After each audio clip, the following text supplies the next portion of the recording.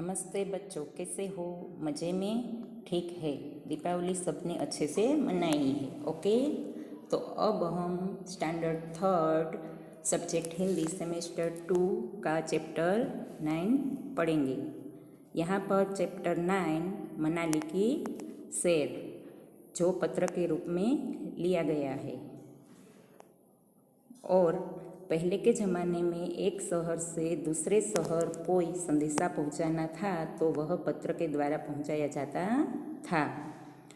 यह पत्र सिंघल ने अपने मित्र भव्य को लिखा है। तो बच्चों, आप टेक्स्ट बुक में पेज नंबर 43 पर पत्र को ध्यान से समझेंगे, ठीक है? पहले इसके कुछ कठिन शब्द देखेंगे। सप्ताह, सर्वोत्तम, तिब्बती, रोमांचक, झुलसाती, उद्यान, हस्तशिल्प, कैलोंग, कुल्लू, दर्शनीय, पर्यटन, मुख्यालय, उत्पत्ति, हिडिंबा, स्नानागार, कार्यक्रम, महाप्रलय, पगोडा, स्वर्ग, दर्रा, पौराणिक, नक्काशी, रोहतांग, आवश्यकता। चलो अब हम पत्र को ध्यान से समझेंगे और पढ़ेंगे। प्रिय भव्य, नमस्कार। यह उसका एड्रेस है। यह पत्र मैं तुम्हें मनाली से लिख रहा हूँ। कौन कह रहा है? सिंघल। वो मनाली गया है और वहाँ का जो वर्णन है, वहाँ का वातावरण है, वो भव्य को पत्र के माध्यम से बता रहा है। गर्मी का अवकाश शुरू होते ही हम यहाँ आ गए थे, यानी कि वह गर्मी की ऋतु में वहाँ गए थे। हम लोग एक सप्ताह से यहाँ हैं, यानी कि एक वीक से। उसके बाद का फकरा पैराग्राफ, जब हम दिल्ली की झुलसाती लू को छोड़कर यहाँ पहुँचे तो मन प्रसन्न हो गया। वह पहले दिल्ली गए थे और दिल्ली में मई के महीने में बहुत गर्मी होती है। लू यानी कि गर्म हवा। वहाँ से मनाली पहुँचे तो एकदम उसका मन प्रसन्न हो गया। यहाँ का वातावरण बहुत सुहावना और शीतल है। मनाली का वातावरण बहुत सुहावना और शीतल यानी कि ठंडा। यह छोटा सा नगर मनालस और व्यास नदियों के संगम पर बसा है।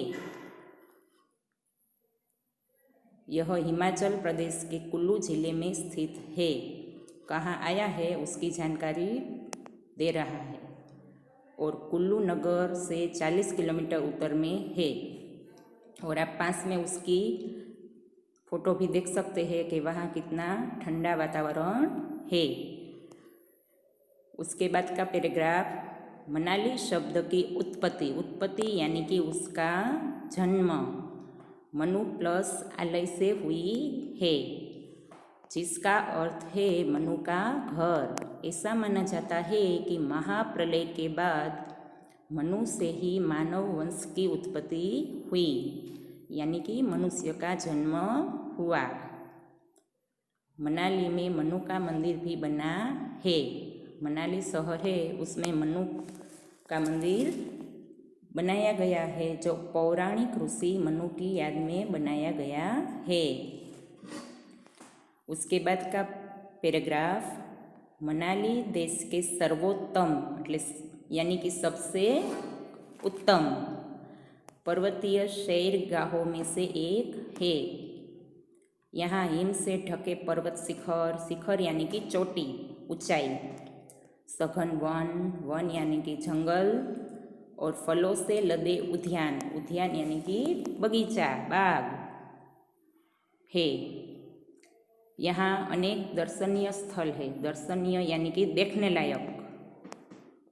उसके बाद का पैराग्राफ, हिडिंबा देवी का मंदिर मनाली का मुख्य आकर्षण है। हिडिंबा देवी का मंदिर जो है वो मनाली का मुख्य आकर्षण यानी कि देखने योग्य। यह भीम की पत्नी हिडिंबा देवी की याद में बनाया गया है। तो भीम नाम आपने सुना ही होगा, जो हमारी महाभारत सीरियल आती है उसमें वो 5 पांडव है ना, उसमें से भीम, उसकी पत्नी हिडिंबा देवी। पगोड़ा शैली में बने इस मंदिर का निर्माण यानी कि उसकी रचना सन 1553 में राजा बहादुर सिंह ने कराया था। वहाँ के जो राजा बहादुर सिंह थे उसने उस मंदिर का निर्माण करवाया था। इसके दरवाज़ों पर बहुत सुंदर नक्काशी की गई है। मंदिर के जो दरवाजे हैं उस पर बहुत सुंदर नक्काशी यानी थी छोटा छोटा काम, जो दिखने में बहुत अच्छा लगता है। मई के महीने में यहाँ विशाल मेला लगता है। मई यानी कि मई महीना है, तब वहाँ विशाल मेला लगता है। इस मंदिर के पास ही वन विभाग का एक बड़ा पार्क है। इस मंदिर के नज़दीक ही वन यानी कि जंगल विभाग का एक बड़ा पार्क यानी कि बगीचा, जिसमें देवदार के घने और ऊंचे ऊंचे वृक्ष है। और यह बताता है कि यह पार्क बहुत अच्छा है। उसके बाद का पैराग्राफ, मनाली का क्लब हाउस भी दर्शनीय है। यह मनालस नाले के बाएं तट पर स्थित है। बाएं यानी कि लेफ्ट साइड। यहाँ पर इंडोर गेम्स की सुविधा भी उपलब्ध है और अलग अलग प्रकार के खेल भी खेल सकते हैं। बच्चों ध्यान से सुनिएगा, मैं बाद में आपको क्वेश्चन पूछूंगी। ओके। यहाँ 3 तिब्बती मठ है, 2 कस्बे में है और एक व्यास नदी के बाएं किनारे अलेव नामक स्थान पर स्थित है। यहाँ पर तिब्बती जीवन शैली को देखा जा सकता है। यहाँ से तिब्बती हस्तशिल्प की वस्तुएं और कालीन खरीदे जा सकते हैं। यहाँ का वशिष्ठ गांव अपने तप्त जल प्रपातों के लिए प्रसिद्ध है। इन प्रपातों के जल में रोगों को दूर करने की शक्ति मानी जाती है। इनके पास ही पर्यटन विभाग ने स्नानागार बना रखे हैं। पर्यटन यानी कि प्रवास, जो दूसरे शहर से दूसरे राज्य से मनाली का वातावरण देखने आ रहे हैं उसके लिए स्नानागार बना रखे हैं, जिनमें इनके जल को सुलभ कराया गया है। यहाँ पर बहुत से लोग स्नान करते रहते हैं। यहाँ वशिष्ठ मुनि का मंदिर भी है जो व्यास नदी के बाएं तट पर स्थित है। चलो इतना हमने समझ लिया। जितना समझा है उसमें से मैं आपको कुछ क्वेश्चन पूछूंगी, ठीक है। पहला क्वेश्चन है, मनाली का वातावरण कैसा था? बच्चों हमने आगे देखा ना, तो मनाली का वातावरण बहुत सुहावना और शीतल था। उसके बाद का क्वेश्चन है, मनाली में किसका मंदिर बना हुआ है? तो उसका आंसर क्या आएगा? मनाली में मनु का मंदिर बना हुआ है, ठीक है। तो तीसरा क्वेश्चन है, कौन सा मंदिर मनाली का मुख्य आकर्षण है? तो वह है हिडिंबा देवी का मंदिर मनाली का मुख्य आकर्षण है। उसके बाद का क्वेश्चन है,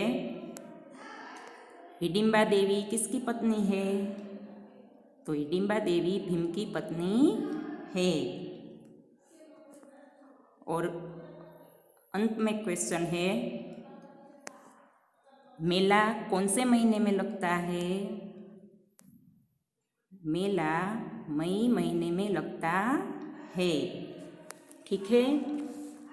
चलो बच्चों, एक पत्र आपने अच्छे से समझ लिया होगा। ये उसका पार्ट 1 है। पार्ट 2 अगले चैप्टर में देखेंगे। Okay bye.